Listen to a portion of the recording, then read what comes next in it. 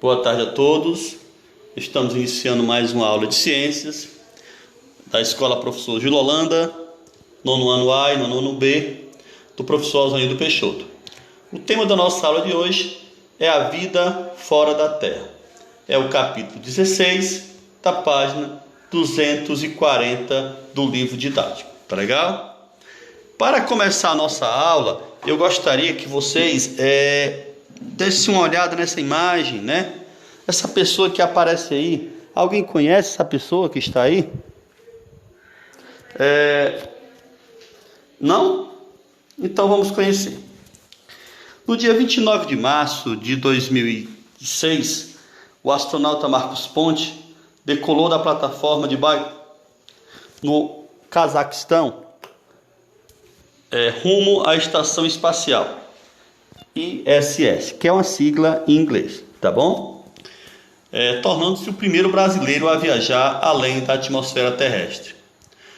O que esse brasileiro realizou é um sonho de muitas pessoas, não é mesmo? Viajar no espaço.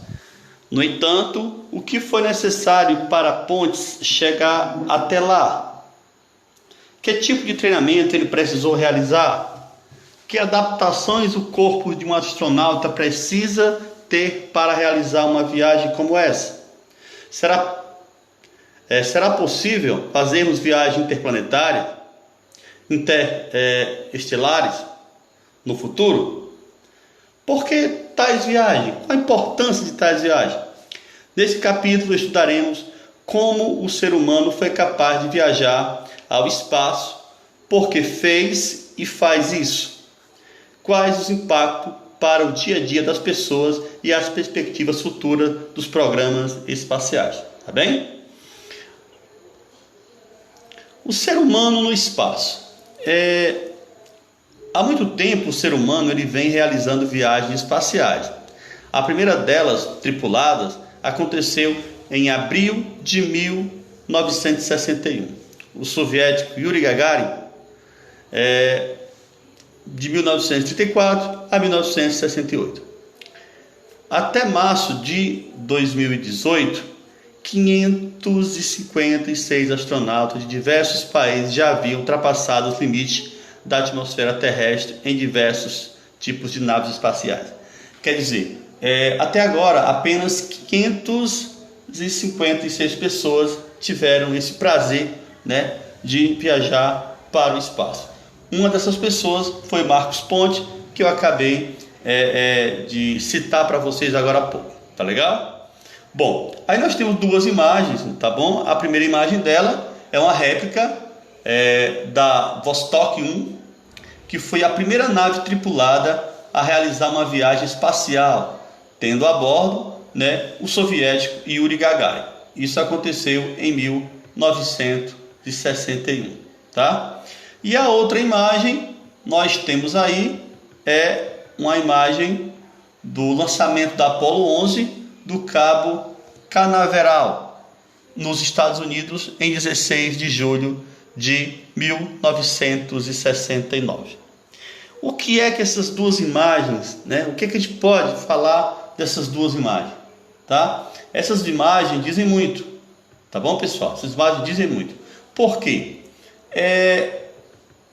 Depois da Segunda Guerra Mundial, né, houve um período em que ficou conhecida, né, o mundo viveu a chamada Guerra Fria, que foi um período em que duas grandes potências mundiais, né, disputavam o poder geopolítico, o poder econômico, o poder militar do mundo, sem entrar diretamente, lógico, em conflito bélico, né? Não houve essa disputa bélica de armas, né?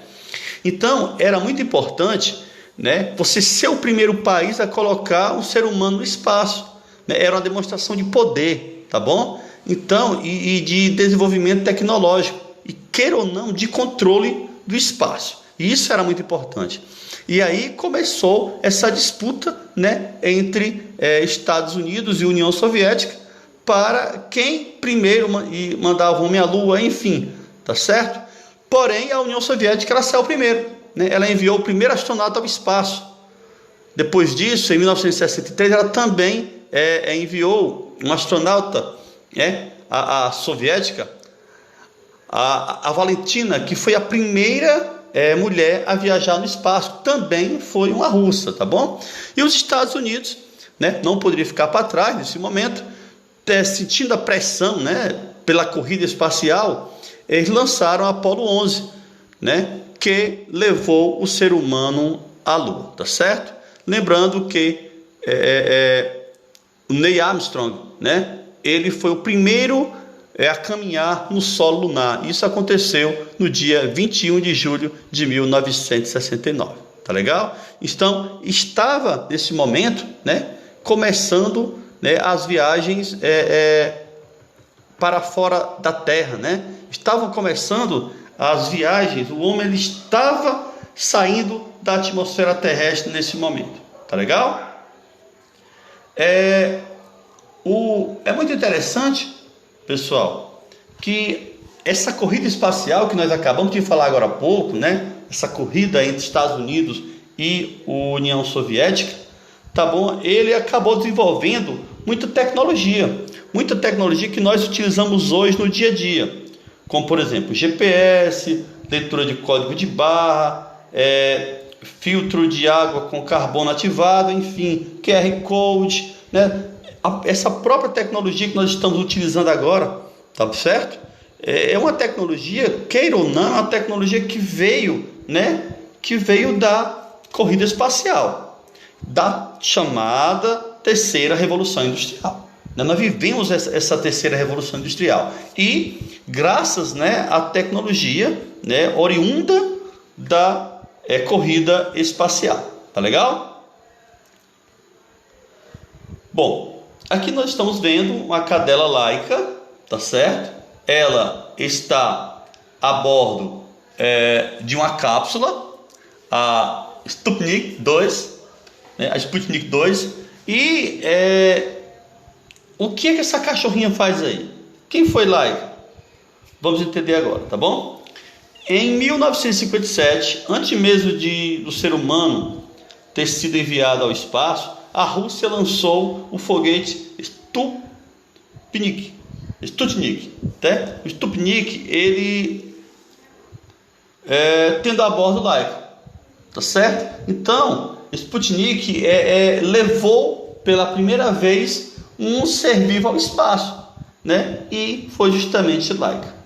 Laika era uma cachorrinha que vivia nas ruas de Moscou e fora resgatada pelos cientistas do programa espacial soviético.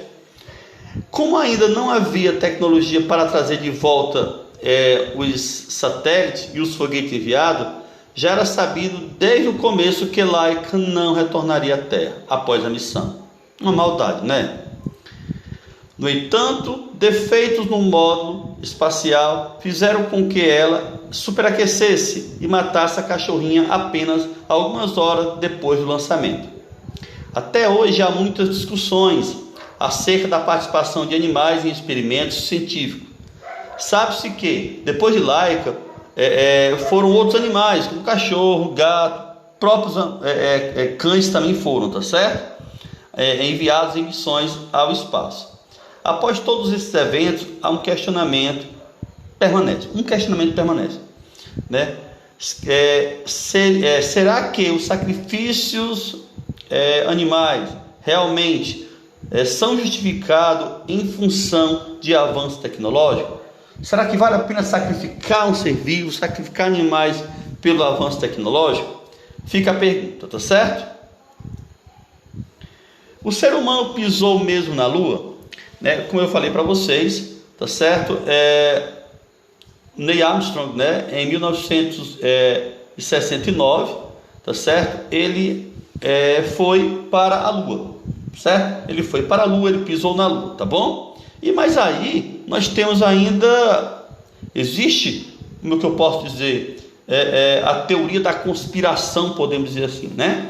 Que muitos afirmam, principalmente na internet, que o ser humano nunca foi ao espaço e que aquilo não seria, não passaria, de uma encenação, né, realizada em estudos cinematográficos, certo?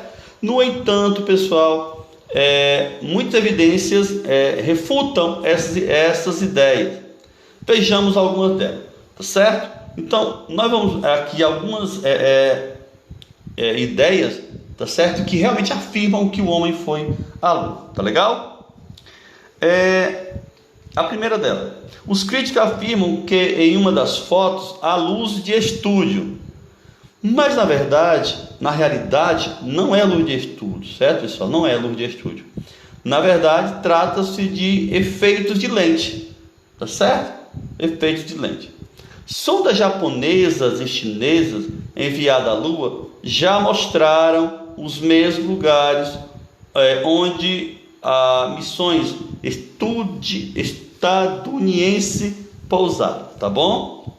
Em uma das fotografias, a bandeira americana estaria tremulando na superfície da Lua, e isso seria impossível pela ausência de vento lá. Nós sabemos que não existe vento lá na Lua, tá certo? Então seria impossível. Como é que a bandeira ia tremular? Não poderia, isso não poderia acontecer.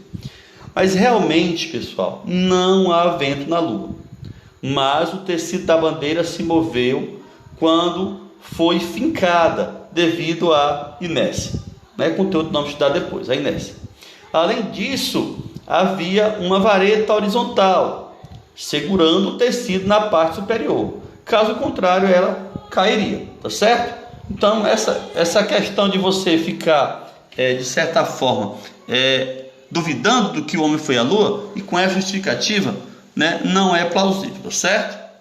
A falta de estrela no céu, nas imagens, seria um efeito de estúdio, né? Eles costumam dizer isso.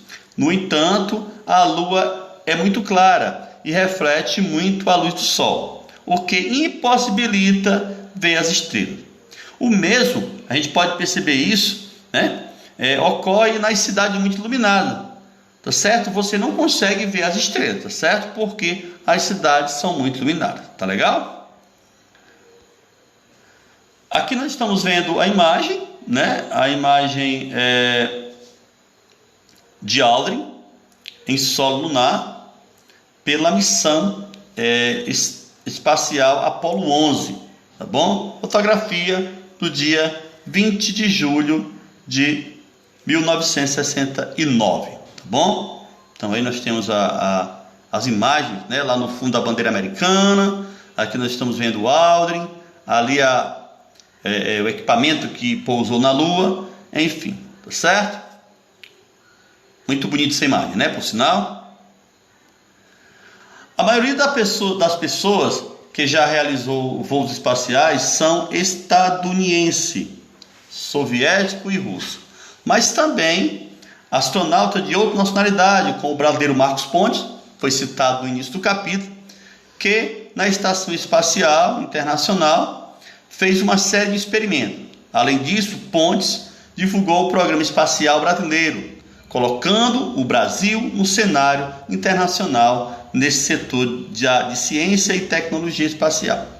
Mas o recordista, pessoal, em permanência no espaço, tá certo? Foi esse cara aí, ó, Gennady Padalka, né? Gennady Padalka. Ele conseguiu ficar no espaço durante 878 dias.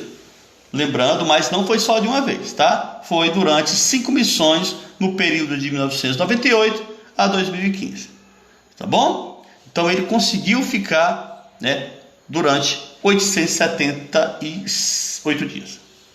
Esse recorde só foi possível graças ao estudo e ao entendimento dos efeitos de um ambiente quase sem gravidade, como é o espaço, no organismo, né? As reações que acontecem no organismo. O que acontece com o organismo? Tanto durante a viagem no espaço, como também depois dela, tá bom? Pessoal, estações espaciais, para onde os astronautas vão? Pessoal, os astronautas, eles, quando eles saem, né, eles decolam do Cabo Canaveral, enfim, quando eles decolam, a intenção deles, né, atualmente é ir para a estação espacial, tá bom? A Estação Espacial Internacional, ela foi construída, tá certo? Ela é do tamanho de uma casa de 5 cômodos, ela fica no espaço, tá certo? E durante 6 meses, em média, né, são realizados de viagens de 6 em 6 meses. Há uma troca de astronauta, né? Os astronautas vão e aí os que estão lá voltam, tá certo? E lá eles ficam fazendo o quê? Eles ficam realizando experimentos, tá certo? Realizando experimentos. Além dos módulos, né, a estação espacial apresenta painéis solares para geração de calor e energia elétrica e pontos que permitem que naves atraquem nela. Quer dizer, as naves vão daqui para lá, quando elas chegam na estação espacial, elas têm que atracar. É como um navio que vai atracar no porto, é a mesma coisa. Só que no porto, o navio vai na água, né? E o ônibus espacial, ele vai no espaço. Chega lá, ele vai atracar na estação espacial. Tá legal? Bom, aqui a imagem, certo? Da Estação Espacial Internacional. Em destaque aí, nós estamos vendo as placas, né, que vão gerar energia, vão gerar calor, enfim, tá? E aqui nós estamos vendo aonde vai atracar a nave espacial, tá bom? E no fundo nós estamos vendo o planeta Terra, tá certo? Bom, aqui eu não vou ler tudo, pessoal, mas o que acontece com o corpo humano no espaço? Lembrando que essa mesma imagem, ela está lá no livro didático de vocês, tá bom? Eu vou ler aqui apenas o que acontece, né, com o corpo de um ser humano, tá, no espaço, né? Alguns fatores interessantes. Por exemplo, só para ter uma ideia aqui, deixa eu ver para você. Pronto, os músculos. Perda de 40% do volume dos músculos, principalmente nas costas e nos membros inferiores. Quer dizer, você perde essa massa, né? Você perde essa massa muscular, né? E você perde também a força muscular, que é a consequência disso, tá bom? Outra coisa que acontece, pessoal, é a diminuição do fluxo de sangue circulante, pois o coração não precisa bombear tanto sangue ao cérebro, e com isso há uma arritmia cardíaca, tá certo? O coração ele altera o ritmo cardíaco, tá certo? Por exemplo, na coluna vertebral, alonga-se pelo aumento do fluido nos discos entre as vértebras, aumento de até 5 centímetros na altura do astronauta. Então, o astronauta que chega a ficar até 5 centímetros maior, só pelo fato de estar no espaço, tá bom? E só dois aqui que eu queria citar para vocês, que é os olhos, né? Muitos astronautas, eles, depois que vão ao espaço, né, e voltam, eles passam a ter miopia, né? Que é aquela dificuldade de enxergar de longe, tá certo? Miopia, eles passam a ter esse problema de miopia, tá legal? E um outro problema é em relação à delaminação, que é a escamação da camada das unhas, pelo fato de que as luvas pressionam a circulação do sangue nos dedos. Com isso, pessoal, há uma perda das unhas, tá certo? Dos astronautas. Então, isso são algumas das consequências, né, de como o corpo humano ele reage no espaço, tá legal? E o que pode acontecer com o corpo ao retornar à Terra? O corpo de um astronauta, pessoal, ele pode sofrer, né, muito, né, com esse retorno à Terra, tá bom? Vou ler aqui para vocês algumas das consequências, tá bom? Devido à diminuição do volume do sangue circulando pelo corpo, é comum que logo após aterrissarem na Terra, os astronautas sintam tonturas e desmaio, tá bom? Mas os efeitos estão aumentando. O corpo também pode sofrer com as arritmias, que na maioria dos casos são corrigidas com a normalização do fluxo sanguíneo. Essa arritmia lá no espaço, mas quando chega aqui na Terra já melhora, tá bom? Em razão, ou melhor, em geral, vários desses efeitos retrocedem, como é o caso da recuperação da massa muscular e da massa óssea perdida. A massa óssea, no entanto, pode demorar cerca de 6 meses para se recompor, mas vai se recompor, tá legal? O simples fato de voltar para a Terra, né, o organismo do astronauta já começa a voltar, já começa de certa forma, voltar à normalidade, tá? A coluna vertebral, que durante a viagem espacial aumenta de tamanho devido ao acúmulo de líquido entre as vértebras, volta a ser ao seu estado normal quando os astronautas retornam das viagens. No entanto, esses efeitos podem conter fortes dores até que a coluna se adapte novamente às novas condições da gravidade. Lembrando que eles estavam, num ambiente sem gravidade, sem a força gravitacional, por isso, de todas essas consequências, tá bom? Pessoal, por que a vida é possível na Terra? A vida é possível na Terra, pessoal, devido às várias condições específicas. Eu não vou ler para vocês, eu trouxe só esse slide aí, tá? Tem no livro de vocês podem aprofundar o conhecimento de vocês em relação a isso, tá? Mas, basicamente, pessoal, essas condições que a Terra apresenta é o que faz com que ela seja habitável, e seja possível a vida na Terra. Tá legal? Bom, gráfico da habitabilidade. O que seria o gráfico da habitabilidade? Pessoal, é o seguinte, nós temos o nosso sistema solar, certo? Nosso sistema solar. Nesse gráfico aí tem uma imagem lá em cima, tem o Sol, aí nós temos o sistema solar. Nós temos aí uma faixa, Nós temos aí uma faixa que eu diria que essa zona, podemos dizer assim, que está de verde aí, seria a zona mais propício para o aparecimento de vida, E esse de baixo é o que seria? Pessoal, aí na verdade é um outro sistema, certo? E esse outro sistema, existe um planeta chamado Gliese. O Gliese, ele é um planeta em que ele tem todas as condições para que possa ter vida nesse planeta, tá certo? Ele tem todas as condições, tá bom? Então, talvez muitos de vocês não conheciam, tá? Mas esse é um planeta que faz parte de outro sistema, tá certo? E aí ele tem toda a condição de ter vida, tá bom? A vida fora da Terra, pessoal, isso é uma pergunta, que normalmente costumamos fazer. Será que há vida fora da Terra? Tá? O que eu posso dizer para vocês é que ainda não sabemos, tá certo? Ainda não sabemos se existe vida fora da Terra.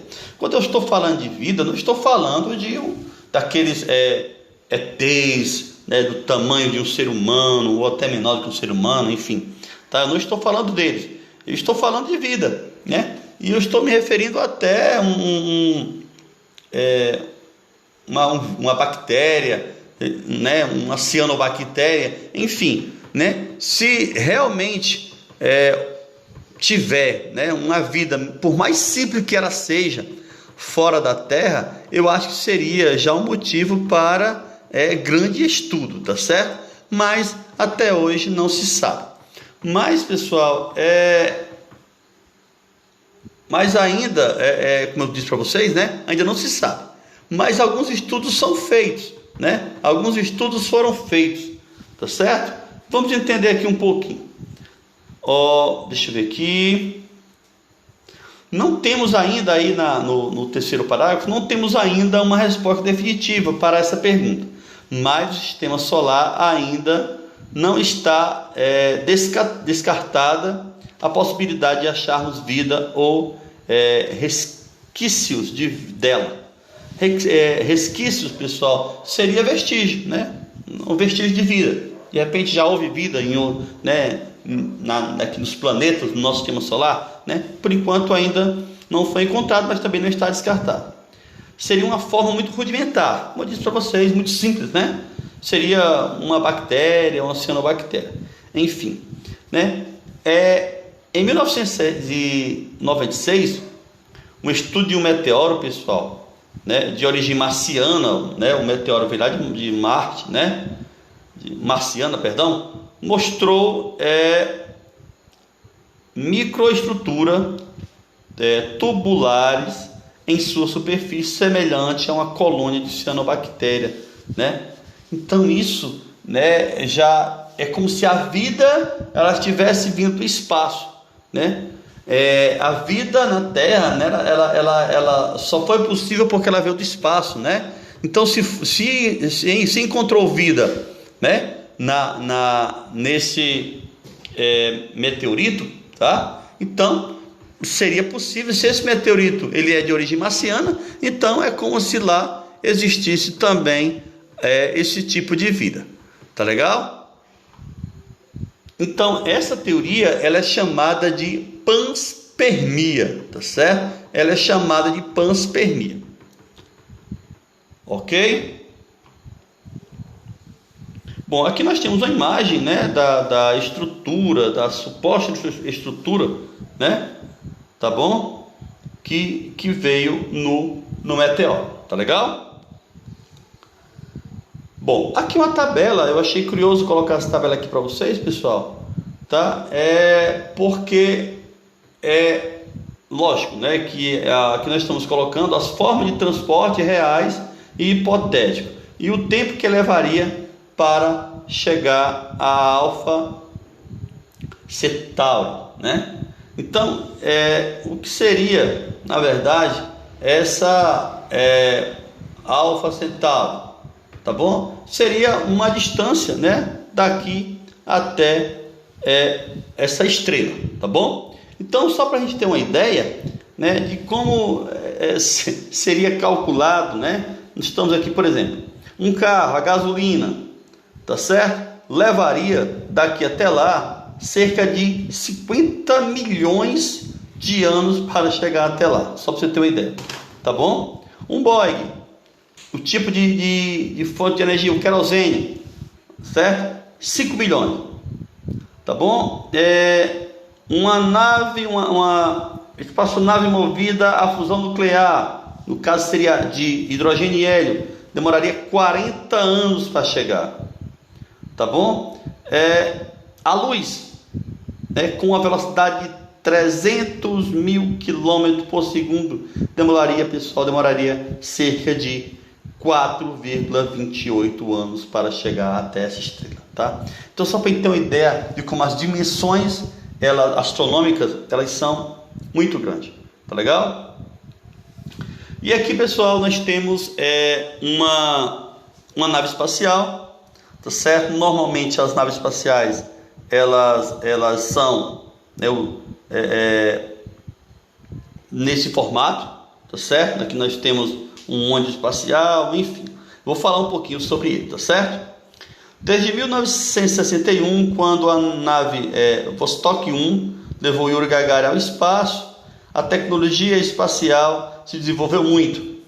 As espaçonaves tripuladas ganharam mais destaque a partir do programa espacial estadunidense, dos ônibus espaciais, em 1981, em substituição às espaçonaves usadas do projeto Apollo, né, que foi até Apollo 17, tá? O ônibus espacial, que é esse que vocês estão vendo em destaque, pessoal, ele é constituído por 3 partes, tá bom? Vamos analisar agora o parte. A primeira parte é o módulo.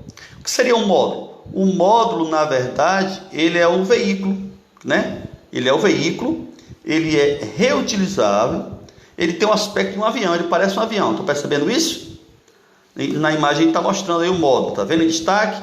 Aí lá em cima ele está mostrando que, na verdade, consegue ter entre 7 tripulantes, em média consegue, né, estar, podemos dizer assim, ou ir para o espaço nesse módulo, tá legal?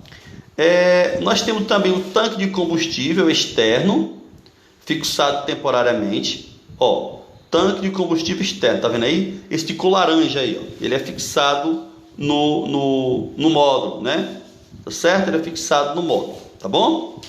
E 2 foguetes propulsores de combustível sólido, fixado temporariamente, tá vendo aí? 2, tá? Um de um lado, outro do outro, do tanque de combustível externo, tá certo? Então, esse aí, nós temos aí o ônibus espacial. Ele é formado por essas 3 partes, o ônibus espacial, tá certo? A massa total do conjunto é de cerca de 2.000 toneladas e sua velocidade após o lançamento é de 1.600 km por hora, tá bom? Pessoal, na verdade, né, nós estamos vendo aí esse ônibus espacial, ele apresenta, né, um aparato bem útil, né? Por exemplo, nós vamos entender aqui agora. Primeiro o módulo, tá bom? Vamos para o módulo. O módulo que é como se fosse, parece um avião. O módulo ele apresenta um aparato bem útil, né? Um braço articulado que pode ser controlado remotamente para transferir cargas e acoplar aos satélites, permitindo que os astronautas possam trabalhar no interior da nave, sem a necessidade de trajes especiais. Então, enquanto eles estão, a tripulação, os astronautas, estão dentro do módulo, que é esse aviãozinho aí, eles não precisam de equipamentos, né? Eles não precisam de trajes especiais, tá certo? Eles não precisam. Agora, eles vão precisar desses trajes quando eles saírem, tá certo? Quando eles saírem dessa nave, tá certo? E esse módulo, ele vai atracar, né, podemos dizer aqui, lá na estação espacial que eu acabei de citar no início do capítulo, tá bom? Então aí nós temos as três partes principais de um ônibus espacial, que é o módulo, que é o tanque de combustível externo e os foguetes propulsores, tá certo? Lembrando, pessoal, que para uma viagem dessa se gasta muito dinheiro. Então, a pergunta, quem paga essa conta? Pessoal, os programas espaciais, com o desenvolvimento de toda a tecnologia necessária para construir naves que possam atingir grande velocidade ou melhor, viabiliza a sobrevivência do astronauta no espaço, tem um custo muito elevado. Como eu disse para vocês, é muito caro, tá certo? É muito caro.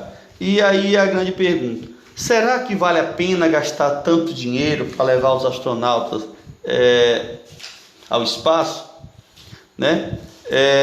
Então, será que não seria melhor de repente, tá? Só para ficar aí a reflexão, pegar esse dinheiro que está sendo gasto e matar a fome, por exemplo, de quem mora aqui na Terra, podemos dizer assim, tá certo?